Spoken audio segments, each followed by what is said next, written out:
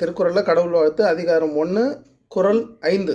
இது இருள் சேர் இருவினையும் சேரா இறைவன் பொருள் சேர் புகழ் புரிந்தார் மாட்டு. தம்பிக்கு இப்போ இது சொல்ல வராது, கேட்டுக்கிட்டே வா, சரியா?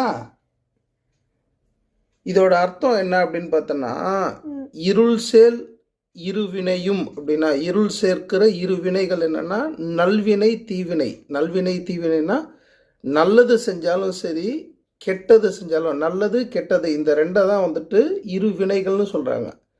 நம்ம இதுதான் செய்யணும்னு நினைச்சு செய்யாம தானா செய்யற நல்லது கூட யாரோ ஒருத்தருக்கு கெட்டதாகி நம்மக்கிட்ட இருள்னாக்கா நமக்கு எதிரான வினைகள் சேரும். கெட்டது செஞ்சாலும் சபிப்பாங்க. ஆனால் இந்த பாவம் புண்ணியம் இதெல்லாம் இல்லை.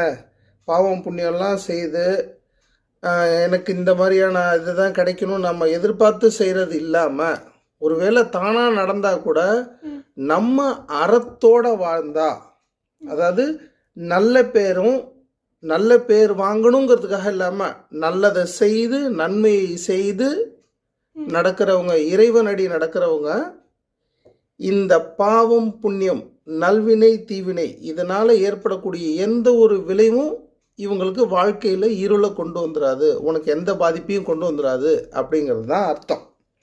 சேர்ந்து படிக்கலாமா? இருள் சேர் இருவினையும் சேரா இறைவன் பொருள் சேர் புகழ் புரிந்தார் மாட்டு.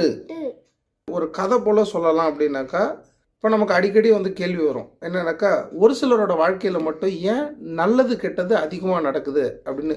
இந்த கேள்விக்கான ஆன்சர் தான் திருவள்ளுவர் இந்த குறளில் சொல்லியிருக்கிறதா சொல்லலாம்.